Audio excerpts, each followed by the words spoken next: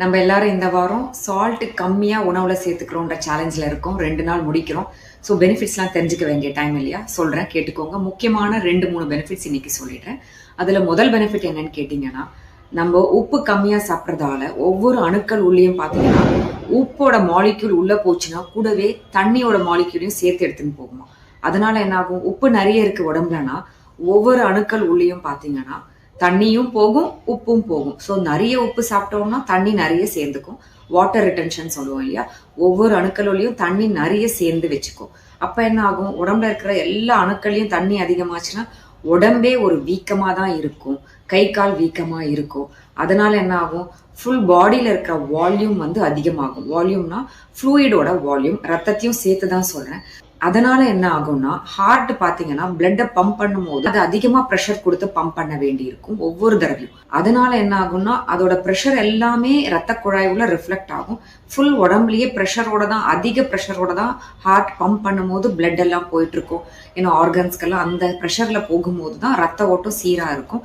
ஏன்னா நம்ம வால்யூம் அதிகப்படுத்துறதால. அதனால நம்ம பண்ண வேண்டியது என்னன்னா, உப்பு சாப்பிடும் போது குறைவா வச்சுக்கும் போது செல்ஸுக்குள்ள வாட்டர் போறது கம்மியா இருக்கும்.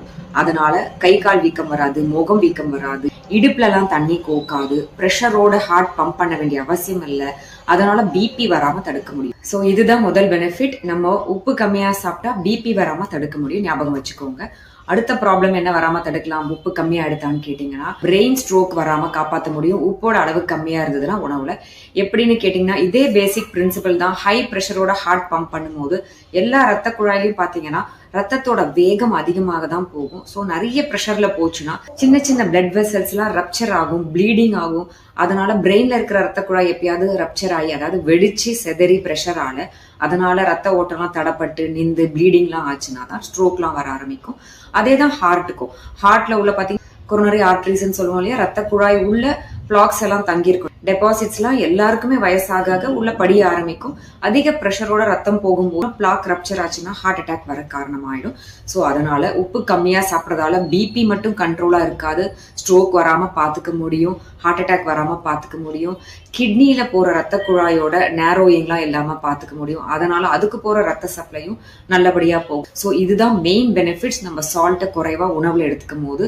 இந்த பிரச்சனை எல்லாமே எதனால வருதுன்னு நம்ம ஜூம் பண்ணி பார்த்தா, உப்பு அதிகமா எடுத்துக்கிறதால, தண்ணி நிறைய சேர்த்துக்கிறதால, உடம்புல ஃப்ளூயிடோட அளவு அதிகமாறதால, ஹார்ட் பம்ப் பண்ண வேண்டிய ப்ரெஷர் அதிகமாறதால, அதுக்கு போக வேண்டிய ரத்த குழாயெல்லாம் ப்ரெஷரோட அதிகமா போகிறதால, ஸோ எல்லாமே அடுத்தடுத்து சீக்வன்ஸா நமக்கு டேமேஜ் ஆகும்.